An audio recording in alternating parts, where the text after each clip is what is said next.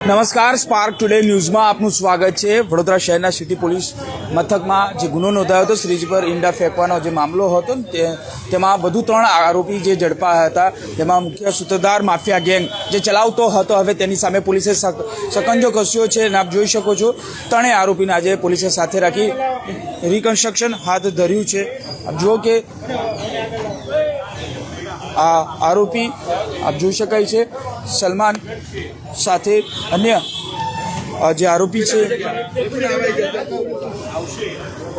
આપ જુઓ કે 3 આરોપીને સાથે રાખી આજે રિકન્સ્ટ્રક્શન હાથ ધરાઈ રહ્યું છે।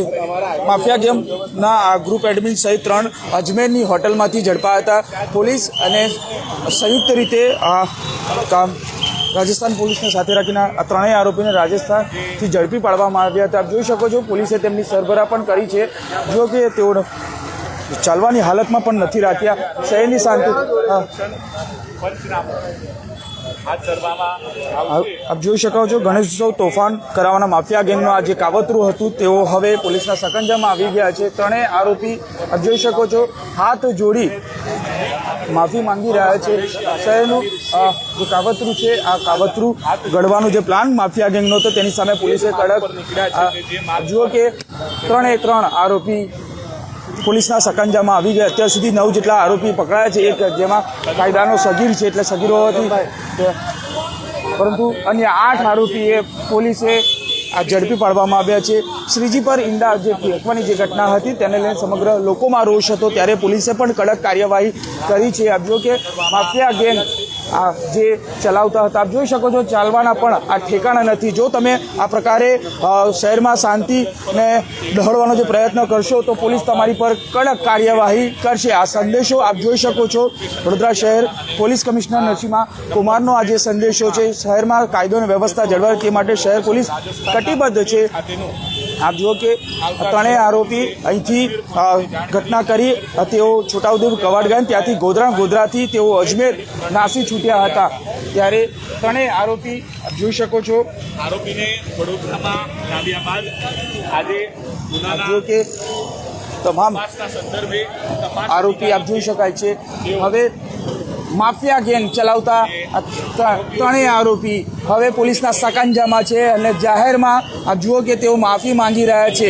વડોદરા શહેર પોલીસનો એક જ માત્ર સંદેશો છે, શહેરમાં શાંતિ જળવાય, લોકો શાંતિપ્રિય માહોલમાં તહેવાર ઉજવે, પરંતુ આ 3 આરોપી જે કાવતરું ઘડ્યું હતું તેની સામે શહેર પોલીસે પણ તેમને આ પાઠ ભણાવ્યા છે। આપ જોઈ શકાય છે 3 આરોપી તેમની હાલત આ શું થઈ શકે છે। શહેરમાં કાયદો અને વ્યવસ્થા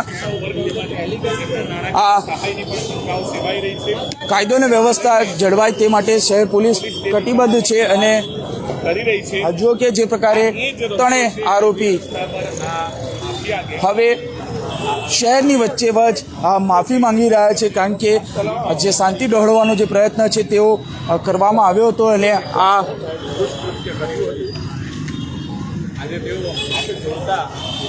3 આરોપી આપ જોઈ શકાય છે કે હવે જાહેરમાં તેઓ માફી માંગી રહ્યા છે।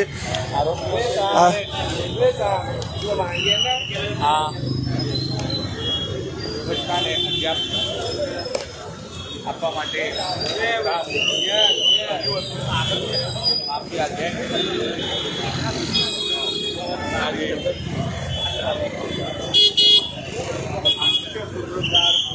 આપ જોઈ શકો છો 3 આરોપી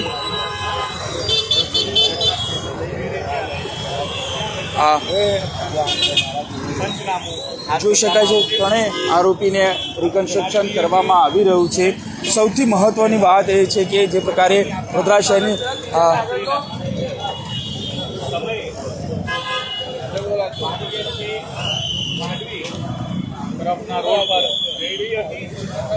આ સમગ્ર ઘટનાને જે અંજામ આપ્યો હતો તેવા આ 3 આરોપી મુખ્ય સૂત્રધાર સલમાન સહિત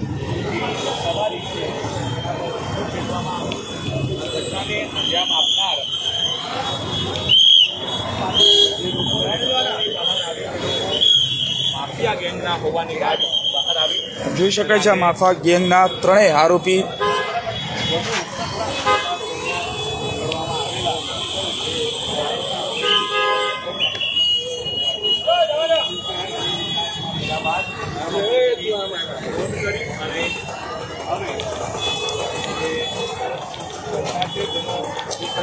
સલીમ સિંધી, સમીર શેખ અને સલમાન મંસૂરી ત્રણેય આરોપી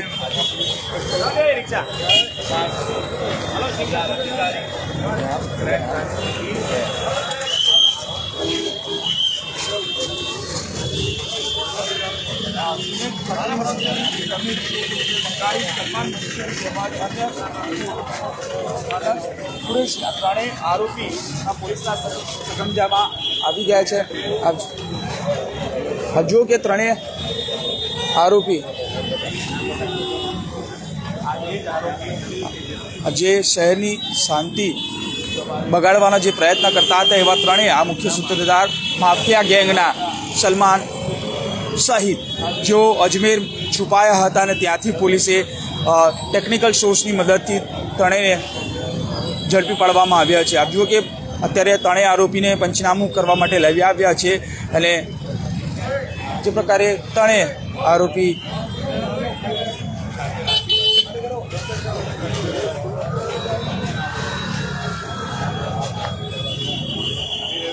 વડોદરા શહેર પોલીસનો આ સંદેશો છે કે તમે જો કાયદામાં રહેશો તો જ ફાયદામાં રહેશો અને શાંતિ દોહરવાનો જે પ્રયત્ન છે તેની સામે જાહેરમાં આપો કે તેઓને હાલ આવી જાહેરમાં તેઓ માફી માંગી રહ્યા છે, પરંતુ હાથ આ જોજે જોજે જોજે જોજે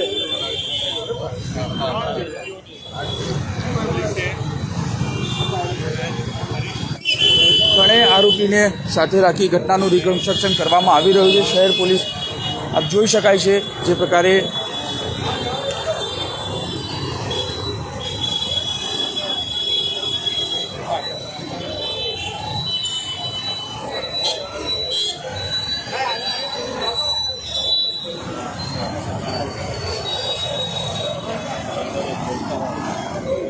ત્રણેય આરોપીને હવે ઘટના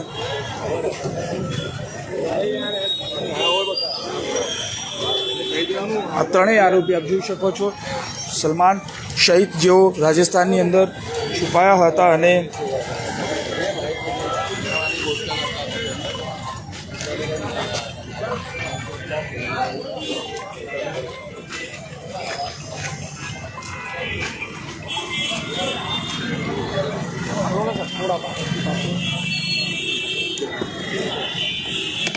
જુઓ કે ત્રણેય આરોપી કે જેઓ અહીંથી શ્રીજીની પ્રતિમા પર જુઓ કે જાહેરમાં બેસાડી અને આ માફી માંગી રહ્યા છે. જુઓ કે આ પોલીસનો આ સંદેશો છે. કોણ છે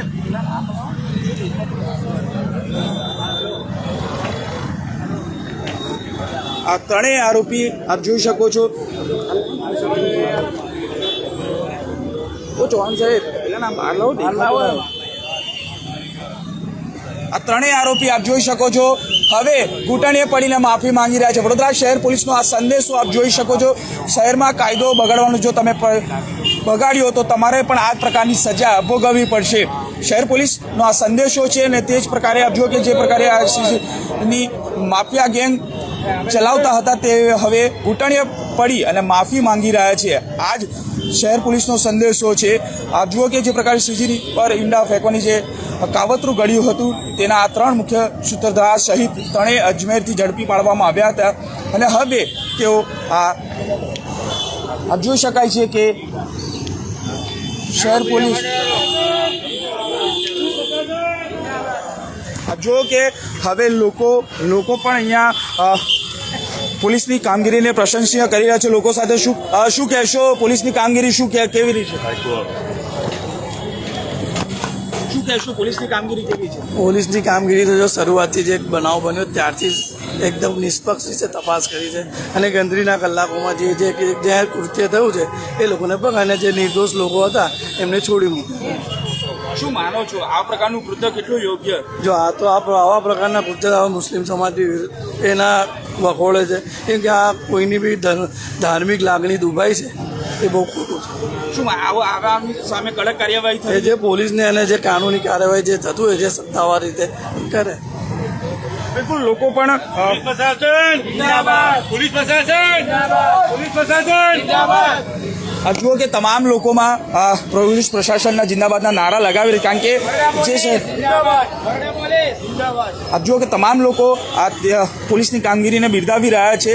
શહેર પોલીસ માત્ર એક જ આ સંદેશો છે અને જોઈ શકાય છે કે ત્રણેય આરોપીને સાથે રાખી આ જે ઘટનાનું પંચનામું કરવામાં આવી રહ્યું છે. અને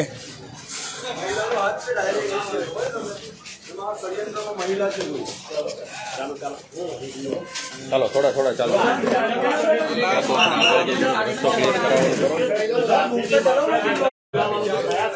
આરોપીનું આરોપી આપ જોઈ શકાય છે ત્રણેય આરોપી ના આ જોઈ શકાય છે ત્રણેય. સૌથી મહત્વની વાત એ છે કે જ્યારે આ પ્રકારનું કાવતરું ઘડવામાં આવ્યું હતું અને તેને સામે વડોદરા શહેર પોલીસે જે કડકાઈ અપનાવી છે, ચોક્કસથી કહી શકાય કે લોકો પણ આ કામગીરીને બિરદાવી રહ્યા છે. આ જ જગ્યા પર શ્રીજી પરની પ્રતિમા પર જે ઈંડા ફેંકવાના મામલો સામે આવ્યો હતો અને ત્યારબાદ શહેર પોલીસ એક્શનમાં આવી તેને 8 જેટલા આમ તો 9 જેટલા આરોપી છે, તેમાં એક સગીર બહેનો છે અને 9 જેટલા આરોપીને ઝડપી પાડવામાં છે, જેમાં આ 3 મુખ્યધાર જે આરોપી હતા અને તે રાજસ્થાનની એક હોટલમાં રોકાયા, ત્યાંથી પોલીસે ટેકનિકલ સોર્સની મદદથી તેઓને ઝડપી પાડવામાં છે અને આજે ઘટનાનું જે કહી શકાય પંચનામું કરવામાં આવ્યું છે. પરંતુ શહેર પોલીસનો આ ત્રણેય આરોપીને ઘૂંટણીએ પાડીને એક જ મેસેજ છે કે જો તમે કાયદામાં રહેશો તો જ ફાયદામાં રહેશો. વડોદરા શહેર પોલીસનો આ જે સંદેશો છે તમામ અસામાજિક તત્વો સામે આ સાંભળી લે, કારણ કે તમે જો વડોદરા શહેરની શાંતિ બગાડવાનો પ્રયત્ન કરો તો તમારી સામે પણ કાયદાકીય કાર્યવાહી કરવામાં આવશે. કેમેરામેન નિહાની સાથે Surat Solanki, spark today news, Vadodara.